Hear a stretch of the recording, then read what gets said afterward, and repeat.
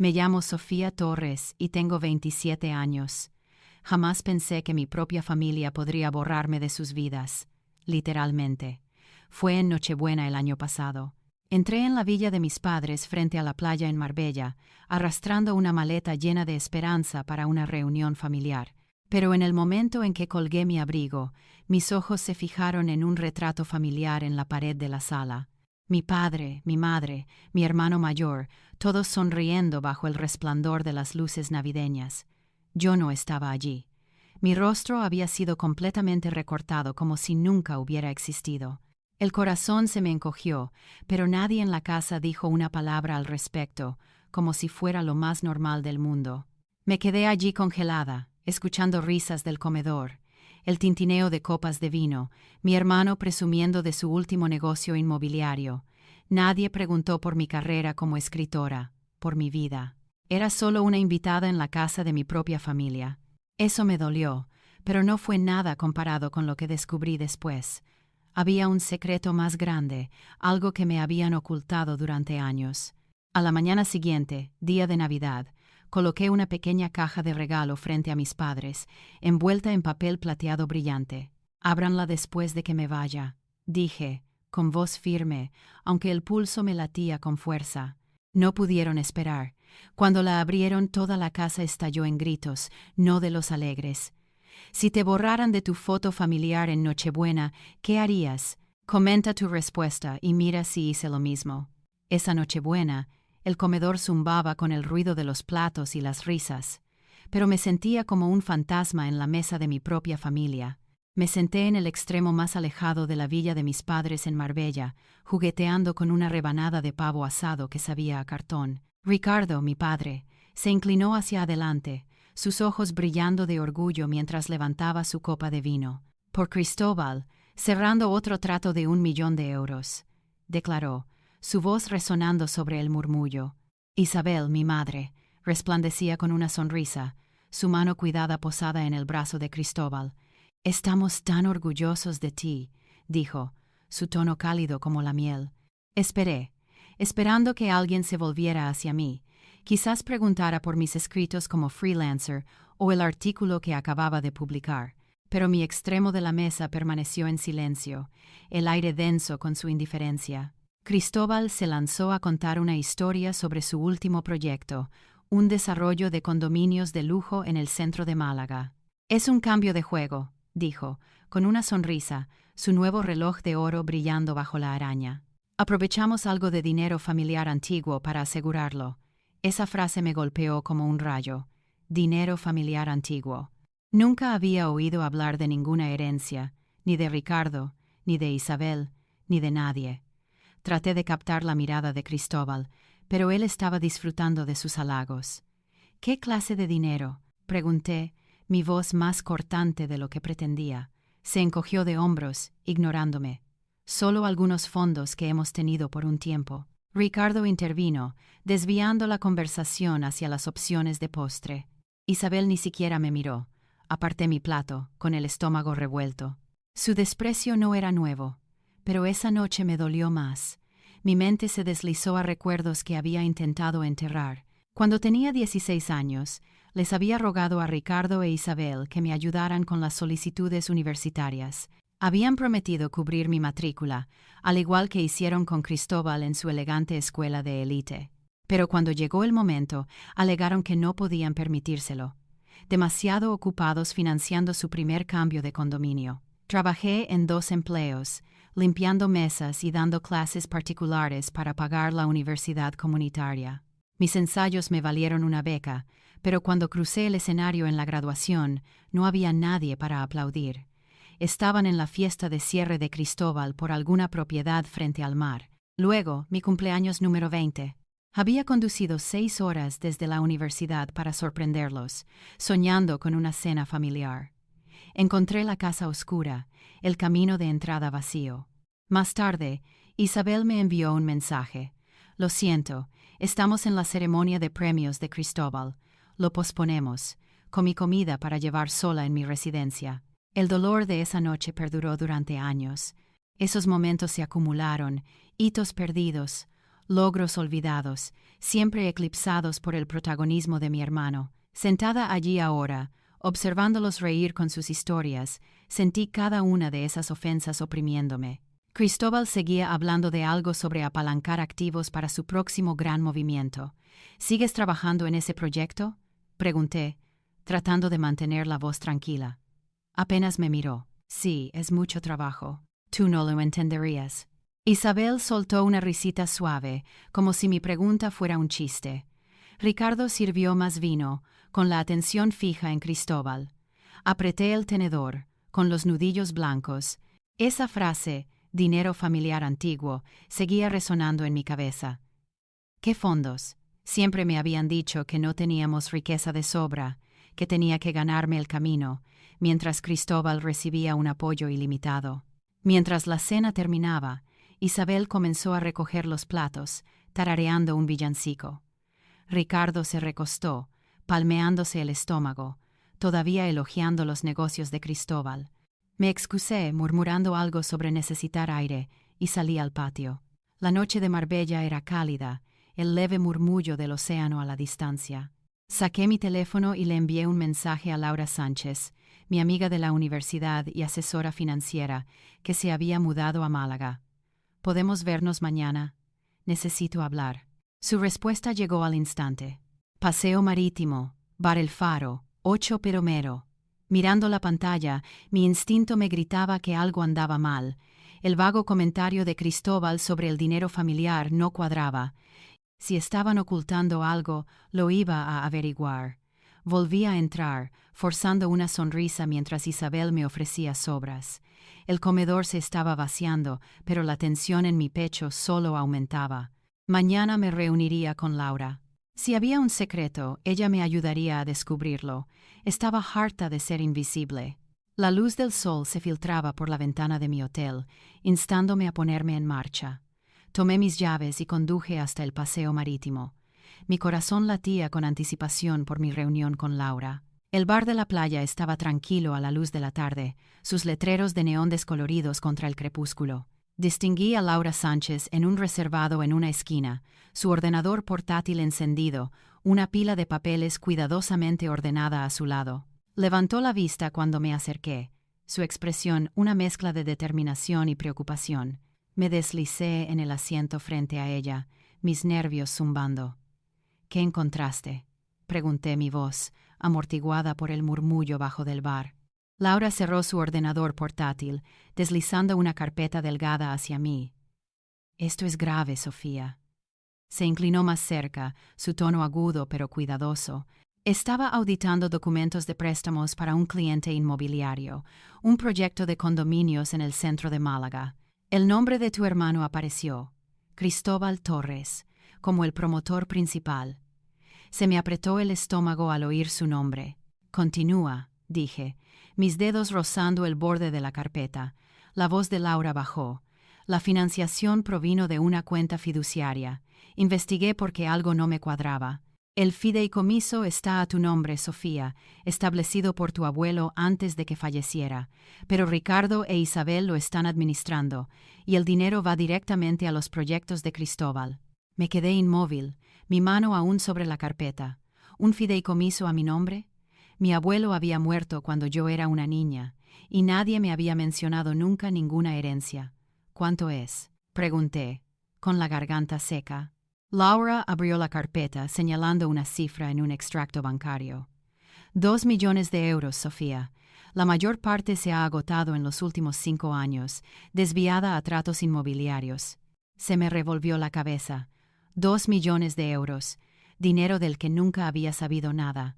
Mientras yo me las arreglaba con trabajos freelance y préstamos estudiantiles, nunca dijeron una palabra, susurré, con la voz temblorosa. Laura me tendió la mano, estudiando la mía. Lo sé, por eso te contacté. Revisé la carpeta, mis ojos escaneando transferencias bancarias, acuerdos de préstamo y una página del testamento de mi abuelo. Su caligrafía resaltaba, clara y deliberada. A mi nieta, Sofía Torres, le dejo el fideicomiso para su futuro.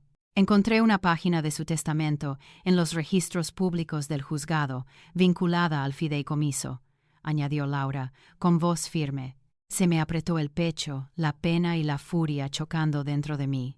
Ricardo, Isabel y Cristóbal lo habían sabido, lo habían usado para construir el imperio de Cristóbal, y a mí me habían dejado sin nada. ¿Cómo obtuviste el resto de esto?, pregunté, levantando la vista hacia ella. Suspiró. El banco envió registros parciales después de que marqué la cuenta para la auditoría de mi cliente.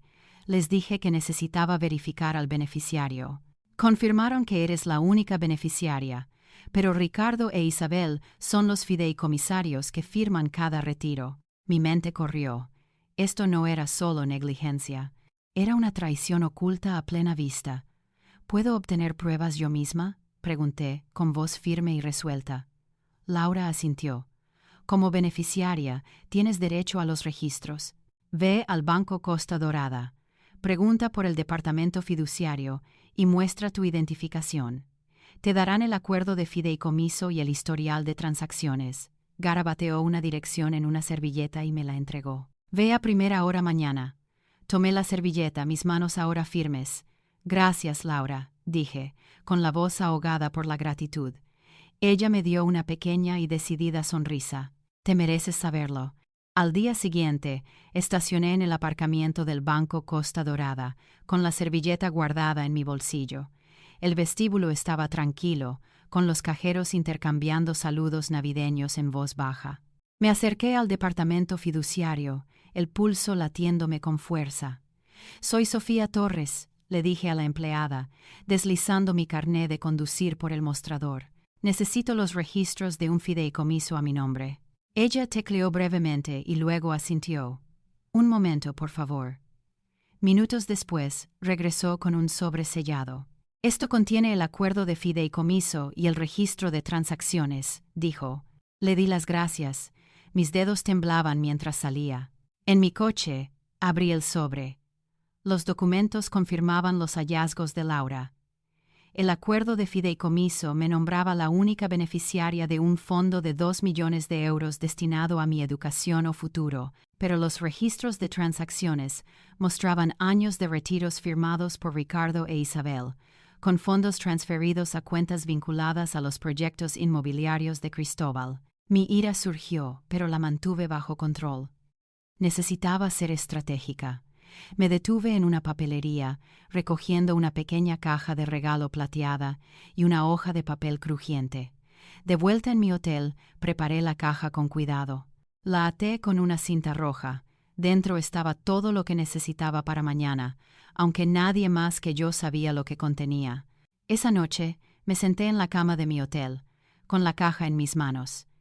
Mi teléfono vibró con otro mensaje de Isabel preguntando cuándo llegaría para la mañana de Navidad. Lo ignoré. Mañana entraría en su villa, con la verdad bajo el brazo. Habían pasado años manteniéndome en la oscuridad. Pronto se enfrentarían a la luz. Las luces navideñas de la villa brillaban, pero la calidez se sentía hueca mientras yo estaba junto a la ventana de la sala de estar, con la caja de regalo plateada bajo el brazo. Su cinta roja atrapaba el resplandor del árbol, un recordatorio silencioso de la verdad que sostenía. Ricardo, Isabel y Cristóbal estaban sentados alrededor de la mesa de café. Sus risas llenaban el aire mientras intercambiaban historias con vino especiado. Observé, con la mandíbula tensa, cómo Isabel le entregaba a Cristóbal una caja de terciopelo con un floreo. «Para ti, cariño», dijo, su voz goteando orgullo. Él la abrió, revelando un elegante reloj grabado, su esfera brillando bajo la araña. «Esto es increíble», dijo Cristóbal, deslizándolo en su muñeca. Ricardo se inclinó, sonriendo. «Solo lo mejor para nuestra estrella». Esperé mis dedos, trazando los bordes de la caja, esperando un momento de reconocimiento. Isabel finalmente me miró, casi como una ocurrencia tardía, y me arrojó una pequeña bolsa de regalo arrugada. «Toma», dijo, con una sonrisa apenas perceptible. Metí la mano, sacando un llavero con un flamenco de plástico de mal gusto, del tipo que se vende en las gasolineras. «Gracias», dije, con un tono plano, dejándolo caer sobre la mesa. Ricardo no levantó la vista, ya preguntándole a Cristóbal sobre su próximo gran proyecto. El contraste dolía, el reloj de Cristóbal contra mi baratija barata. Su favoritismo ya no estaba oculto, era un corte deliberado. y sentí la cuchilla. Me acomodé en una silla de la esquina, con la caja pesada en mi regazo, mi mente divagando hacia un recuerdo que había enterrado profundamente. 2 años antes, me había graduado de la universidad comunitaria, un hito que había logrado con gran esfuerzo. Les había enviado a Ricardo e Isabel una invitación a la ceremonia, imaginándolos entre la multitud mientras cruzaba el escenario. Me aferré a esa esperanza, revisando mi teléfono en busca de su respuesta, reservando asientos en el auditorio, pero nunca aparecieron. Más tarde, me enteré de que habían estado en la gala inmobiliaria de Cristóbal, brindando por su último negocio. Isabel me había enviado un mensaje después. Lo siento, las cosas se complicaron.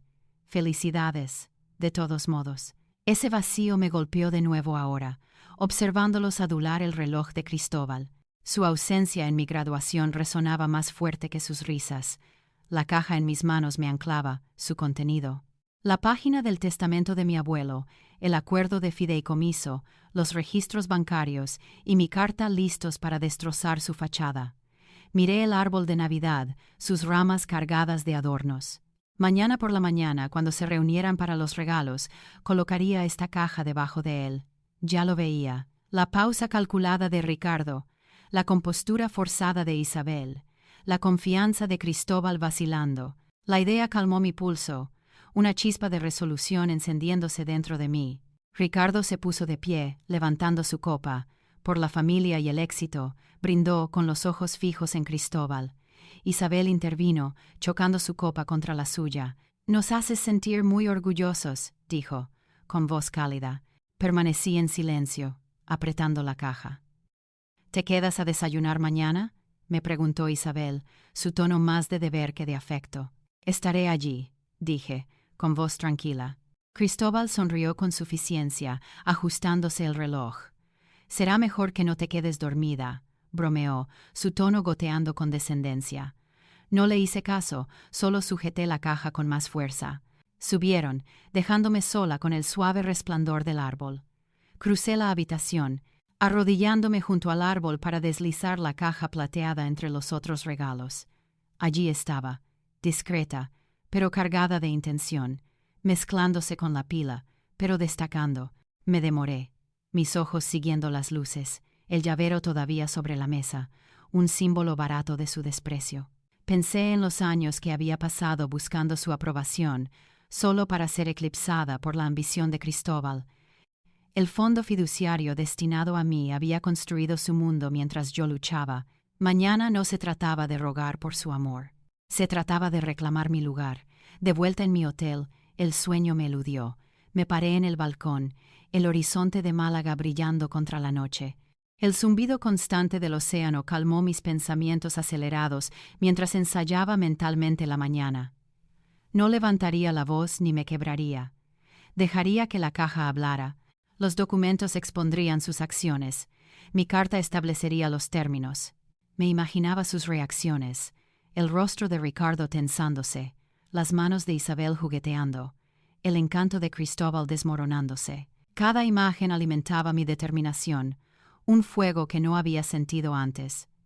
Mientras la primera luz del amanecer se deslizaba por el horizonte, empaqué mi bolso, con la caja plateada bien guardada dentro. Conduciría a la villa temprano, soportaría su charla del desayuno y esperaría el momento de atacar. La mañana de Navidad que planearon, llena de sonrisas forzadas y tradiciones vacías, se desharía. No solo traía un regalo, traía la verdad. Habían pasado años borrándome de su historia. Mañana me aseguraría de que me vieran. El comedor de la villa zumbaba con una alegría forzada, pero mi determinación ardía más brillante mientras cruzaba la puerta, una caja de regalo plateada pesada en mis manos. El aire olía a canela y café, pero la calidez era una fachada tan frágil como las sonrisas que mostraban. Dejé mi bolso, manteniendo la caja cerca, mi pulso firme a pesar de la tensión que se arremolinaba dentro de mí. Hoy era el día. Isabel levantó su tenedor, deteniéndolo a mitad del aire. «Lo lograste», dijo, su tono, educado pero distante. Ricardo asintió vagamente, sus ojos en su teléfono. Cristóbal se recostó, su reloj grabado atrapando la luz mientras sonreía con suficiencia. Pensé que te quedarías dormida, dijo, su voz cargada de burla. Lo ignoré, tomando asiento y forzando un sorbo de zumo de naranja. La conversación se desvió hacia el último negocio de Cristóbal, como siempre, sus voces mezclándose en un zumbido. Me desconecté. Mi atención estaba en la caja, su cinta roja, una promesa silenciosa de lo que se avecinaba. Después del desayuno, nos trasladamos a la sala de estar, donde el árbol se alzaba sobre una pila de regalos. Ricardo hacía de Papá Noel, entregando paquetes con exagerado entusiasmo. Esperé mis dedos, rozando la superficie lisa de la caja, hasta que me hizo un gesto para que añadiera el mío a la pila. Me puse de pie, mis movimientos deliberados, y coloqué la caja plateada debajo del árbol, su cinta destacando contra el papel de regalo festivo. «Esto es para todos ustedes», dije, mi voz tranquila pero firme. «Pero ábranlo después de que me vaya».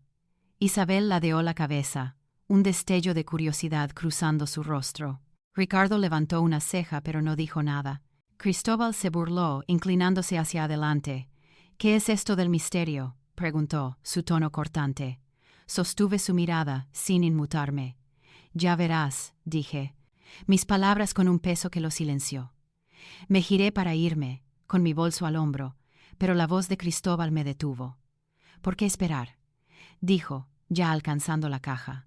Se me revolvió el estómago, pero no lo detuve. Si quería desvelarlo ahora, que así fuera. Arrancó la cinta, abriendo la tapa con una sonrisa que se desvaneció al sacar el contenido. Una carta doblada, una página del testamento de mi abuelo, el acuerdo de fideicomiso y una pila de registros bancarios. Sus ojos se entrecerraron, escaneando los documentos, y luego se quedó inmóvil. «¿Qué es esto?». La voz de Cristóbal se quebró lo suficiente como para atraer la atención de Ricardo e Isabel. Isabel se inclinó, su rostro palideciendo al vislumbrar la página del testamento. Ricardo arrebató los registros bancarios, su mandíbula apretada mientras leía. «¿De dónde sacaste esto?», exigió, su voz baja pero aguda.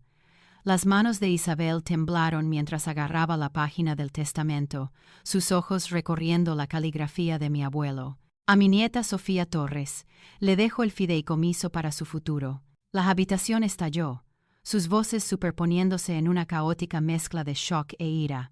«No tenías derecho», gritó Isabel, su compostura destrozada. Cristóbal golpeó el acuerdo de fideicomiso sobre la mesa, su rostro rojo. «Esto es una tontería», gritó.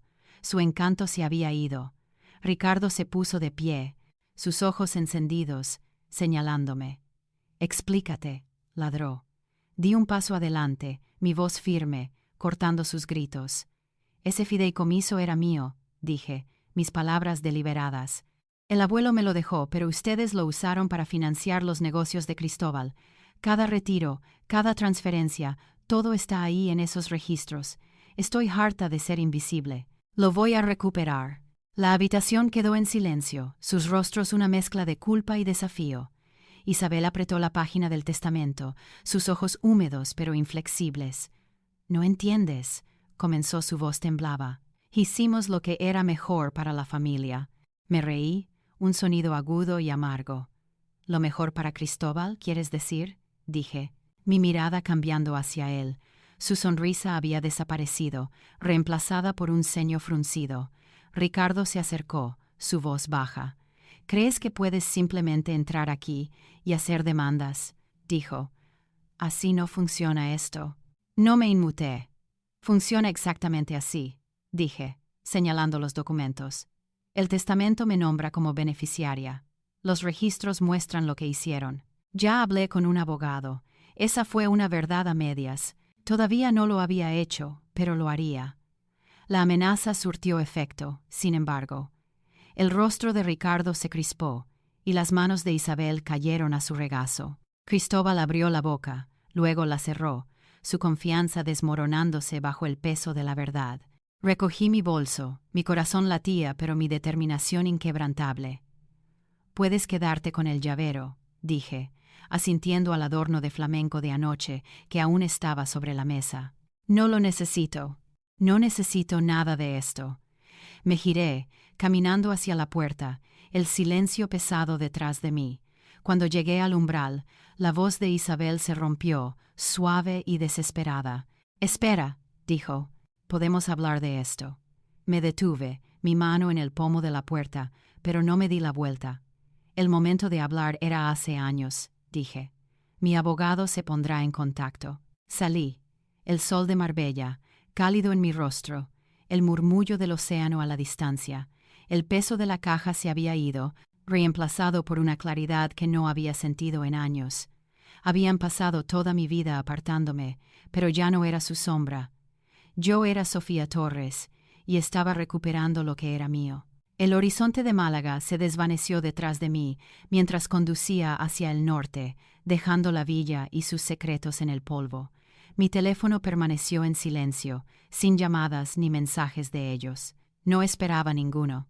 El peso de esa mañana de Navidad persistió, pero me sentía más ligera, sin la carga de sus expectativas. Había terminado de buscar su aprobación, de ser la sombra en su historia. Mi objetivo ahora estaba claro: recuperar lo que era mío y construir una vida a mi manera. De vuelta en mi pequeño apartamento en Sevilla, me reuní con Carmen Benítez, una abogada especializada en litigios fiduciarios, recomendada por un colega. Su oficina era modesta, con pilas de expedientes y vistas a la Giralda. «Tienes un caso sólido», dijo Carmen, hojeando los documentos. Había traído la página del testamento de mi abuelo, el acuerdo de fideicomiso y los registros bancarios. Como única beneficiaria, tienes derecho a los bienes del fideicomiso. El uso indebido de fondos por parte de Ricardo e Isabel, canalizados a las empresas de Cristóbal, viola los términos del fideicomiso. Asentí, mi determinación se endurecía. «¿Qué sigue?», pregunté. Carmen se inclinó hacia adelante, su voz firme. «Presentaremos una demanda para destituirlos como fideicomisarios y recuperar los fondos malversados. No será rápido, pero es ganable». Le di el visto bueno, firmando el acuerdo de retención con mano firme. El proceso comenzó rápidamente. Carmen redactó una demanda detallando los retiros no autorizados y exigiendo una contabilidad del fideicomiso. Presentamos la demanda en el Juzgado de Primera Instancia de Sevilla y en semanas Ricardo e Isabel fueron notificados. No asistí a las audiencias. Carmen me aconsejó que me mantuviera distante, pero me mantuvo informada. La evidencia era contundente. Los registros bancarios mostraban millones desviados a los proyectos inmobiliarios de Cristóbal, sin ningún beneficio para mí, la beneficiaria prevista. Ricardo intentó argumentar que habían actuado en interés de la familia, pero el juez no se dejó convencer. El lenguaje del testamento era claro. El fideicomiso era solo mío. 6 meses después, el tribunal falló a mi favor. Ricardo e Isabel fueron destituidos como fideicomisarios y se nombró a un fiduciario neutral para administrar los activos restantes del fideicomiso. Los fondos malversados, casi 1,8 millones de euros, no pudieron recuperarse por completo. Pero el tribunal ordenó la restitución de los bienes personales de Ricardo, Isabel y Cristóbal. Su imperio financiero, construido sobre el legado de mi abuelo, comenzó a desmoronarse. Para cubrir los honorarios legales y la restitución, pusieron la villa de Marbella en el mercado. Vi el anuncio online: finca de lujo frente al mar, vendedores motivados. Las fotos mostraban la misma araña, el mismo lugar del árbol donde había dejado la caja plateada. Se vendió en un mes, muy por debajo de su valor, a un inversor tecnológico de Barcelona. Los proyectos inmobiliarios de Cristóbal se derrumbaron sin el respaldo del fideicomiso. Su proyecto de apartamentos en el centro de Málaga, antes su orgullo, se estancó cuando los inversores se retiraron, asustados por la publicidad de los juicios. Las redes sociales bullían con rumores, publicaciones en X lo llamaban fraude de fondo fiduciario. Su reloj grabado, un símbolo de su estatus dorado, fue empeñado. Según confirmó más tarde el investigador de Carmen, se mudó a un apartamento alquilado y pequeño en Cádiz, su encanto inútil ante las crecientes deudas. No me regodeé, pero sentí una tranquila satisfacción al saber que su éxito se había construido sobre mentiras. Ricardo e Isabel se enfrentaron a su propio ajuste de cuentas. despojados de la grandeza de la villa, se trasladaron a un modesto apartamento en el barrio de Triana, en Sevilla. Ricardo, antes un ejecutivo jubilado, aceptó un trabajo de consultoría en una empresa mediana, trabajando largas horas para cubrir las facturas. Isabel, que nunca había tenido un trabajo, empezó a tiempo parcial en una boutique, doblando ropa y registrando ventas. Me enteré de esto por Carmen, quien lo había oído a través de contactos judiciales. Su estilo de vida, galas, vacaciones, las interminables empresas de Cristóbal, había desaparecido. Ahora eran personas comunes, luchando como yo lo había hecho durante años. Usé los fondos fiduciarios recuperados para empezar de nuevo. Después de los honorarios legales, quedaron unos 500.000 euros, suficiente para pagar mis préstamos estudiantiles y alquilar un pequeño estudio en el barrio artístico de Sevilla. Me inscribí en cursos de diseño gráfico, algo que siempre me había encantado pero que no podía permitirme. Mis trabajos freelance se convirtieron en un negocio estable, con clientes elogiando mi trabajo. No era rica, pero estaba libre de deudas, de su juicio, de su control. Enmarqué la página del testamento, colgándola encima de mi escritorio como un recordatorio de la confianza de mi abuelo en mí. Un año después del juicio, conduje a Málaga para una reunión con un cliente. Por impulso, pasé por la antigua villa. Los nuevos propietarios la habían pintado de azul, añadiéndole una moderna verja. Se veía diferente, ya no era suya. No me detuve, solo seguí conduciendo, la brisa del océano fresca en mi rostro. Mi teléfono vibró con un mensaje de voz de Isabel, el primero en meses. No lo escuché, simplemente lo borré. Ya había dicho todo lo que necesitaba decir. Mi vida era mía ahora, construida sobre la verdad, no sobre sus ilusiones.